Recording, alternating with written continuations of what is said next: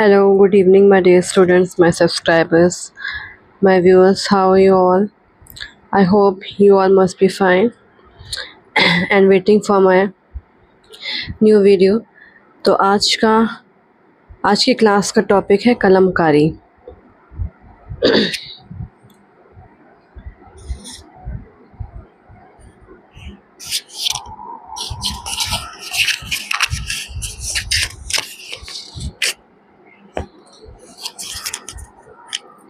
कलमकारी कलमकारी के कुछ स्टेप्स होते हैं। कलमकारी पेंटिंग के कुछ स्टेप्स होते हैं, उसके बारे में बताएंगे आज। वॉशिंग एंड बॉइलिंग सबसे पहला स्टेप होता है। और जो कॉटन क्लॉथ होता है, इसमें कॉटन क्लॉथ का इस्तेमाल किया जाता है। कॉटन क्लॉथ को वॉश्ड किया जाता है एक फ्लोइंग वाटर में, जो बहता पानी होता है, जैसे नदी का पानी हो गया। इस तरह का जो पानी होता है जो बहता रहता है, लगातार चलता रहता है, उस ऐसे पानी में कॉटन क्लॉथ को धोया जाता है और फिर उसको स्टार्च रिमूव करने के लिए गर्म किया जाता है, उबाला जाता है। वैक्स और इम्प्योरिटीज़ भी उसमें से हटाई जाती हैं। फिर नेक्स्ट प्रोसेस होता है natural bleaching. Washing and boiling के बाद होता है natural bleaching.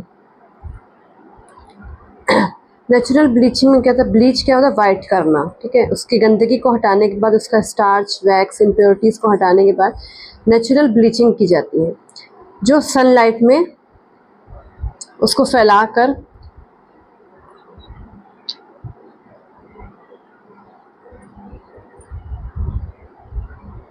Fabric spread in sunlight for bleaching. और इसमें एक ऑफ वाइट बेस उसको दिया जाता है, यानी कि प्योर वाइट नहीं, क्रीम। ऑफ वाइट को क्रीम कलर का कहते हैं, ठीक है। ये होता है नेचुरल ब्लीचिंग।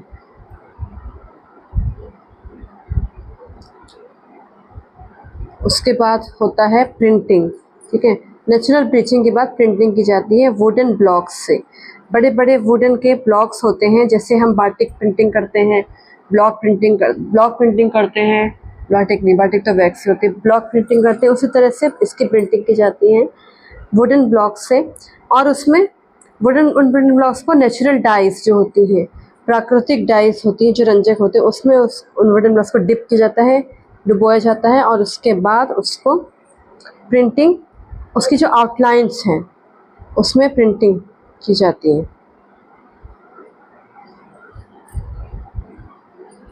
फिर स्टेप 4 है माइरोबैलन ट्रीटमेंट। फिर उसके बाद माइरोबैलन एक सॉल्यूशन होता है, उसमें उस क्लॉथ को, कॉटन क्लॉथ को ट्रीट किया जाता है, जो कि डाई की फिक्सेशन में, जो डाई प्रिंटिंग में हो चुकी है, जो डाइस है, नेचुरल डाइस यूज़ की जाती है, उसको फिक्स करने के लिए, ताकि वो लंबे समय तक चल सके। फिर alum treatment and washing. Alum is applied as a mordant to fix natural colour permanently, यानी कि एलम जो फिटकरी होती है, एलम का ट्रीटमेंट किया जाता है एक मॉर्डेंट के रूप में, टू फिक्स नेचुरल कलर्स। जो नेचुरल कलर्स होते हैं उनको कॉटन क्लॉथ में फिक्स करने के लिए, हमेशा के लिए। फिर नेक्स्ट है एलम ट्रीटमेंट एंड वॉशिंग होगी। फिर होता है नेक्स्ट पेंटिंग। एलम ट्रीटमेंट के बाद पेंटिंग की जाती है, जिसमें कलम, यानी कलम मतलब पेन, और आर्टिस्ट हैंड पॉइंट मोटिव्स का यूज़ किया जाता है। कलमकारी का मतलब यही होता है कि कलम यानी कि पेन से पेंटिंग करना, कारी मतलब हाथ से। कलाकार जो होते हैं अपने हाथ से पेन के द्वारा मोटिव्स बनाते हैं। और मोटिव्स कौन होते हैं, कैसे होते हैं? वेजिटेबल और नेचुरल डाइस। फिर अब कलमकारी के प्रोसेस देखो। कलम मीन्स पेन और कारी मतलब वर्क, ठीक है।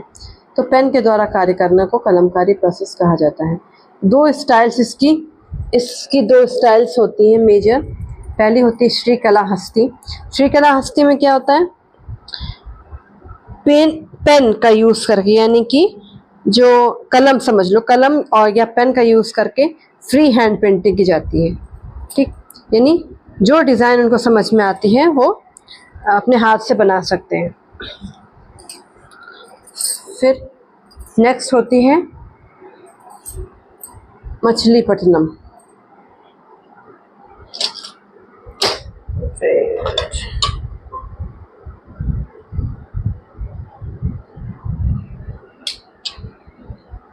नेक्स्ट होती है मछलीपट्टनम।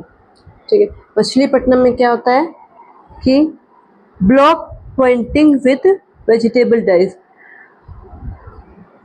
मतलब इसमें ब्लॉक पेंटिंग होती है। पहली वाली जो श्रीकला है उसमें हाथ के द्वारा की जाता है पेंटिंग, और मछलीपट्टनम में ब्लॉक पेंटिंग की जाती है वेजिटेबल डाइज के द्वारा।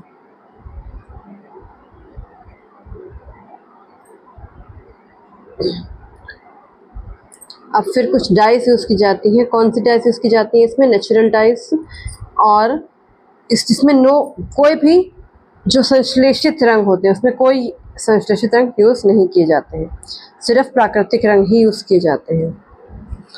अब इसकी लाइट फास्टनेस यानी कि कलर की बात करें तो उससे पहले मोटिव्स आते हैं। मोटिव्स कौन कौन से यूज़ होते हैं? फ्लावर्स, क्रीपर्स जो बेलें होती हैं, और एनिमल्स और मिथोलॉजिकल फिगर्स यानी जो पौराणिक आकृतियाँ होती हैं वो इसमें यूज़ की जाती हैं। फिर लाइट फास्टनेस इसकी कैसी होती है? अगर इसको सनलाइट में, डायरेक्ट सनलाइट में इसको इस पेंटिंग क्लॉथ को रखा जाए तो इसकी जो डाई है वो फेड हो जाती है।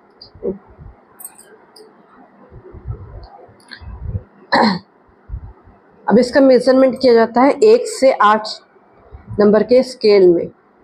1 से 8 से होता है मतलब फर्स्ट नंबर होता है वेरी पुअर, और सेकंड होता है एक्सेलेंट। सेकंड यानी कि 8th जो होता है वो एक्सेलेंट होता है। एक्सेलेंट लाइट फास्टनेस होती है जो कि बहुत ज़्यादा लंबे समय तक चलती है, और जो वेरी पुअर होती है वो फेड्स इजीली, जल्दी से फेड हो जाती है। यहाँ पर 8 है, ये एक मिनट सही कर देते हैं।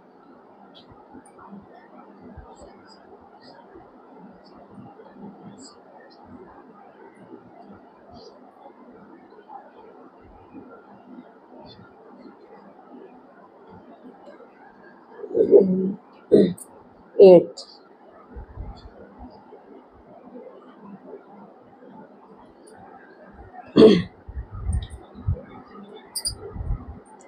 फिर है टेस्टिंग मेथड। कुछ टेस्टिंग मेथड्स होते हैं जो इसमें यूज़ किए जाते हैं, जिससे ये पता चलता है कि फैब्रिक कितना लाइट से एक्सपोज हो सकता है। कलर चेंज को, जो कलर चेंज होता है, कलर बदलता है, उसको कैसे कंपेयर किया जा सकता है।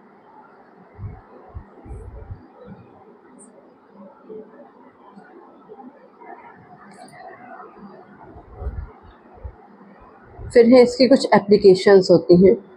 सबसे पहले इम्पॉर्टेंट होती है टेक्सटाइल की प्रिंटिंग, पेंट्स और कलर एप्लीकेशंस भी होती हैं, जिससे कि फैब्रिक सूटेबिलिटी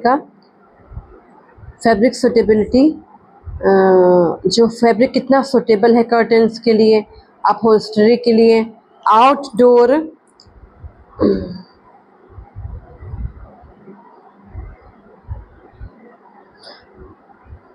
वियर यानी कि जो हम बाहर जाते समय जो भी वस्त्र पहनते हैं उसको सूटेबिलिटी उसकी डिसाइड करता है। फिर है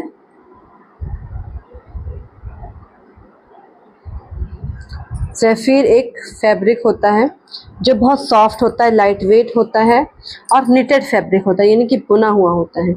मेड ऑफ फाइन वोस्टेड यार्न यानी कि बहुत महीन काम, जो यार्न होता है महीन काम वाला, उससे ये ज़ेफिर क्लॉथ बनता है। और ये स्मूथ होता है, बहुत ज़्यादा ट्विस्टेड वुल यार्न होता है। निटिंग जो होती है वो ऊन से की जाती है, तो ये ऊन से बना हुआ एक यार्न होता है जो बहुत ज़्यादा ट्विस्टेड होता है, हाईली ट्विस्टेड, यानी बहुत ही अच्छा कपड़ा होता है।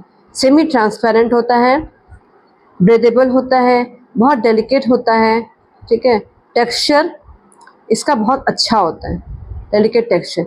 और ये समर क्लॉथिंग में यूज़ की जाती है, लेकिन बुना होता तो ऊन का है लेकिन बहुत ज़्यादा ट्विस्टेड होता है, तो इसको समर में भी पहन सकते हैं। Blouses, baby wear, light weight sweaters जो होते हैं, मतलब हल्की सर्दी में इसको पहना जा सकता है। फिर है वुल प्रोडक्शन। अब ये टॉपिक आपका ख़त्म हो गया कलमकारी का। अब नेक्स्ट होता है वुल प्रोडक्शन।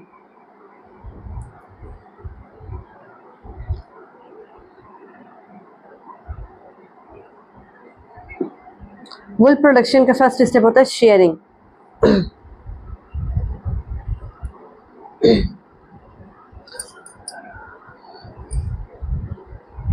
इस शेयरिंग में क्या करते हैं,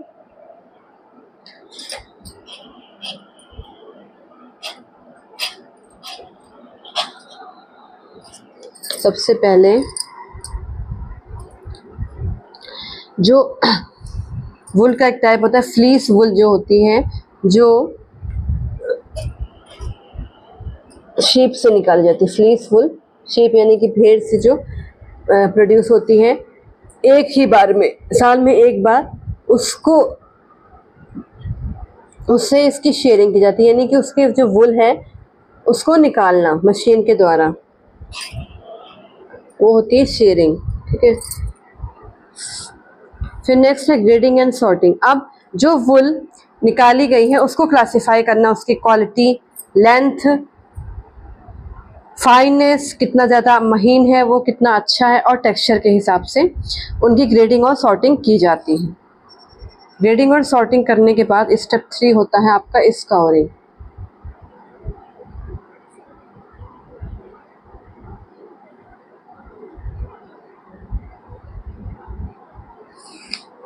स्टेप 3 होता है स्कोरिंग।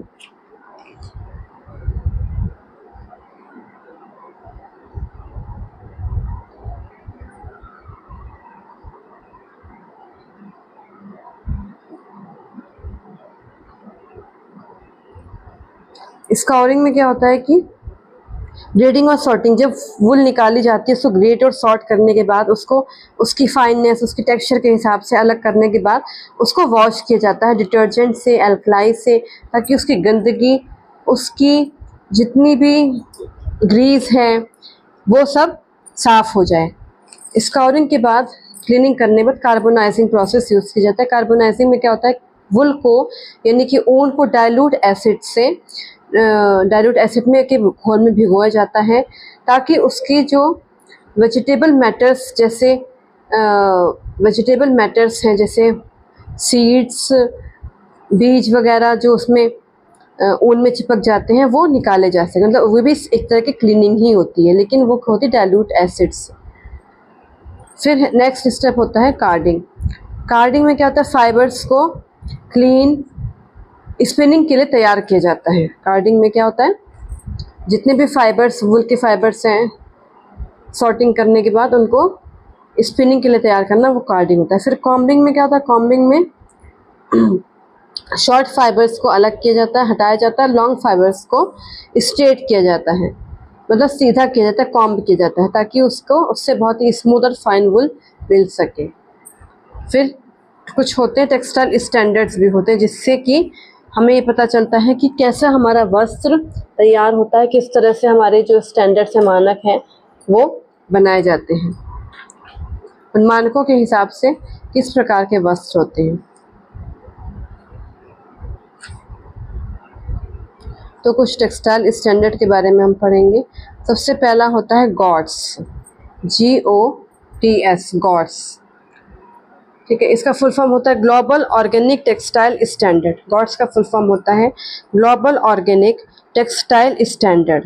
इसका मतलब होता है कि जो ऑर्गेनिक फाइबर है, ठीक है, ऑर्गेनिक फाइबर की प्रोडक्शन को बढ़ाना, ये पक्का करना कि जो फाइबर है, हमारा जो फाइबर हम यूज़ कर रहे हैं वो ऑर्गेनिक ही यूज़ करें, ताकि जो उसका सामाजिक और इकोलॉजिकल क्राइटेरिया है वो उसको सुनिश्चित कर सकें। ठीक। फिर नेक्स्ट होता है ऑइकोटेक्स स्टैंडर्ड्स।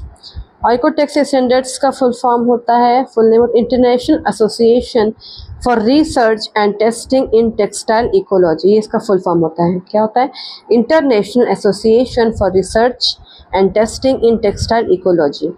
इसमें क्या होता है, जो हार्मफुल सब्सटेंसेस होते हैं, कुछ हार्मफुल सब्सटेंसेस होते हैं स्किन के लिए, वो इसमें रिमूव किए जाते हैं, मतलब उसको स्किन सेफ रहे, इसलिए इस स्टैंडर्ड का यूज़ किया जाता है सेफ स्किन रखने के लिए। और हार्मफुल जितने भी हार्मफुल चीज़ें होती हैं, हार्मफुल सब्सटेंस होते हैं, उसको टेस्ट करना और स्किन को सेफ करने वाले प्रोडक्ट ही बनाना क्लॉथिंग में। फिर नेक्स्ट होता है फेयर ट्रेड। ये इसका फुल फॉर्म मैंने दे रखा है, research industry textile ecology. Fair trade textile standard. Fair trade textile standard में क्या होता है, इसका फुल फॉर्म होता है फेयर ट्रेड इंटरनेशनल भी कहते हैं। फेयर ट्रेड इंटरनेशनल, इसमें क्या होता है कि जो वर्किंग कंडीशंस होती हैं, जो वर्किंग कंडीशंस होती हैं उसको सेफ बनाना। इस स्टैंडर्ड का काम क्या होता है कि जो वर्कर्स काम करते हैं किसी भी इंडस्ट्री में, जो टेक्सटाइल इंडस्ट्रीज़ होती हैं, उनकी प्रोटेक्शन, उनकी सेफ्टी को बढ़ाना, उनकी सेफ्टी को इंश्योर करना कि हाँ वहाँ पर जो भी वो काम कर रहे हैं, जिस कंपनी में काम कर रहे हैं, वहाँ पर उनको सेफ्टी प्रोवाइड कराई गई है। दूसरा, उनके लिए मतलब ये फेयर ट्रेड ये एक तरह के वर्कर्स के लिए होता है, वर्कर्स के लिए स्टैंडर्ड है कि उनकी सेफ्टी को बनाए रखा जा सके। और दूसरा, उनकी जो वेजेस हैं, उनकी जो इनकम है, सैलरी है, उसको सैलरी उनको उनके काम के हिसाब से फेयरली दी जा सके। ठीक है, तो ये हो गया फेयर ट्रेड इंटरनेशनल। अब नेक्स्ट होता है SA8000। SA8000 का मतलब होता है सोशल अकाउंटेबिलिटी 8000, इसका फुल फॉर्म है। और ये फोकस करता है, नाम से जैसे क्लियर है सोशल अकाउंटेबिलिटी, तो ये सोसाइटी में जो रिस्पॉन्सिबिलिटी, जो सोशल रिस्पॉन्सिबिलिटी होती हैं इंसान की, व्यक्ति की और वर्कर्स की, वो उस पर ज़्यादा ध्यान देने के लिए एक स्टैंडर्ड्स बनाता है। और वर्कर्स के जो राइट्स होते हैं, जो उसके अधिकार होते हैं, वर्कर्स के जो अधिकार होते हैं, उनके बारे में ये बताता है।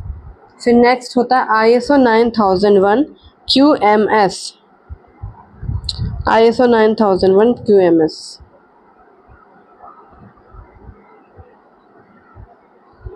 ISO 9001 QMS, इसका फुल फॉर्म होता है इंटरनेशनल ऑर्गेनाइजेशन फॉर स्टैंडर्डाइजेशन।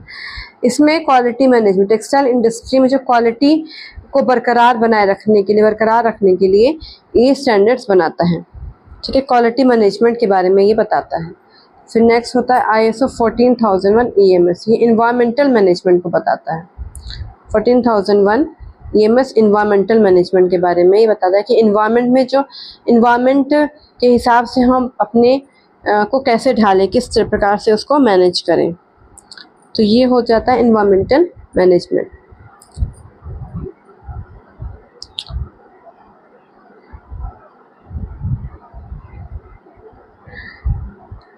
अब इसके बाद है EMS से क्लियर है कि इन्वायरमेंटल मैनेजमेंट के बारे में ये बात करता है। फिर रैप सर्टिफिकेशन। रैप सर्टिफिकेशन का फुल फॉर्म होता है W से world wide, R for responsible, A for accredited और प्रोडक्शन, P फॉर प्रोडक्शन। तो WRAP, world wide responsible accredited production certification, ये इसका फुल फॉर्म होता है। और इसमें क्या इसके जो पर्पस है इसको बनाने का, कि मैन्युफैक्चरिंग जो है वो एथिकल हो, यानी कि लॉ कानून के हिसाब से, नियमों के हिसाब से जो मैन्युफैक्चरिंग है वो हो, वो बिल्कुल सही हो, सेफ हो और न्याय के अनुसार हो, यानी वैध हो, ठीक है, लीगल हो, और मनुष्य उसमें जो मानवीयता हो, ठीक है, यानी ऐसा ना हो कि अमानवीय व्यवहार कर रहे हैं, अमानवीय कार्य करवा रहे हैं। ठीक है, तो जो मैन्युफैक्चरिंग है, जो प्रोडक्शन है, वो नियम कानून के हिसाब से हो। ये क्या है, रैप सर्टिफिकेशन।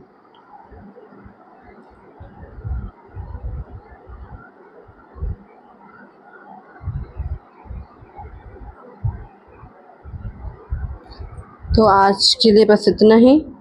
अब लाइव क्लास, इसके बाद, इसकी थोड़ी देर बाद अब लाइव क्लास स्टार्ट करूँगी।